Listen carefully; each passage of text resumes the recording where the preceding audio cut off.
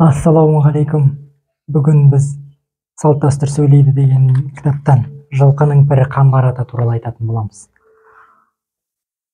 Бұл әңгіме бойынша қалай болған екенін тыңдап біліп кетіңіздер, және де подписка, лайк басып, қазір тыңдағаннан кейін бұл өтірік сияқты менің ойымша. Бірақ сіздер тыңдап, комментарийға өздерің жазып кетіңіздер. Қамбар ата Мұхаммед пайғамбардың атқосшысы болған екен. Пайғамбардың тұлпарын баптапты. Соғыс кезінде жанынан табылып көмекшісі болыпты. Үнемі таңертең пайғамбарға бір кесе қымыз әкеліп, батасын алады екен. Батаның шарапаты тиіп, бойына кие дарыпты. Ол кезде Мекке мен Медине сахабалары жылқы ұстауға ебі жоқ екен. Жылқы ауырып қалса, аяғына жем түссе, барлығы Қамбардан көмек сұрапты.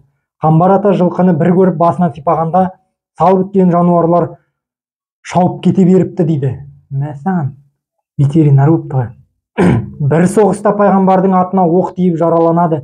Екі тізесі бүгіліп құлап бара жатқанда жанына Қамбар жетіп келіп, тәйтәрі пайғамбарды жерге құлатпа деп сауырынан алақанымен салып жібереді.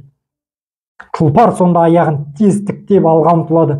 Пайғамбардың тұлпарын жараладық деп масайрап тұрған жауларын сағысынады. Бәрі қашып жеңіліс табады. Ұрыс біткен соң пайғамбар Қамбарды шақырып алып, дін мұсылманды бір апаттан аман сақтадың, мен саған бата берейін, жылқының пірі бол деп қолын жаяды.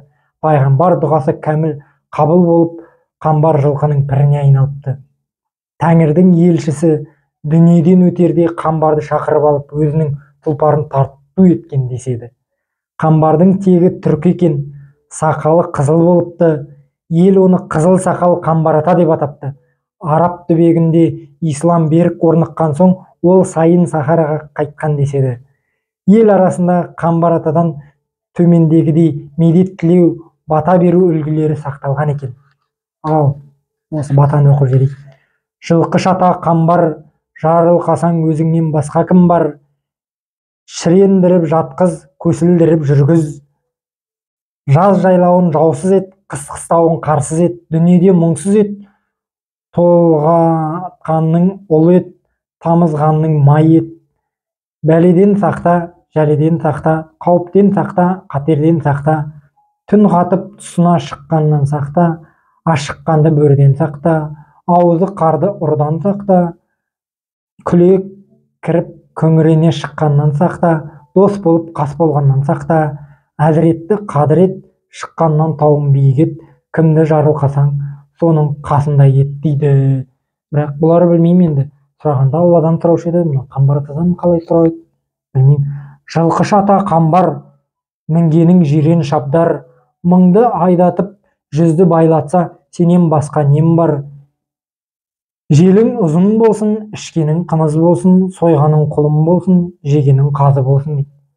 Енді бұл білмеймін, өздеріңіз енді жаза кетіңіздер, бұл баталар қалай екен. Шаруаның төрт бірі Қамбар ата, шым бергеннің білейін, арқанды әкеп мата, кісінеуге айғыр бер, желісіне бие бер, сауған сайын ие бер, жезден болсын желісі, осы сөздің келісі, алтыннан болсын тоқпағың, ашыла берсін соқпағың, дұрыстап айтайын, тоқта, жібектен болсын ноқта дейді. Мәселен, осындай әңгіме бар. Енді сіздер көріңіздер, енді тыңдадыңыздар, не айтасыздар? Мен мысалы бұл әңгімеге сенбеймін, бірақ бұл жерде енді бір тәрбиелік мәні бар шығар, бір пайғамбарға деген құрмет, ондай бір енді бәріміз қазақ жылқы жақсы көретін, қазы жеп, қымыз ішкенді жақсы көретініміз, Қамбар атаны да білеміз, бірақ бұл әңгімені мен мінекей осыдан бір жерде естіп тұрмын. Жазып кетіңіздер сіздер өздеріңіздің ойыңызды. Шын ба, өтірік па? Немесе басқа қайдан, Қамбар ата қайдан шыққан? Өздеріңіз білсеңіз жазып кетіңіздер. Жақсы, рахмет. Сау болыңыздар.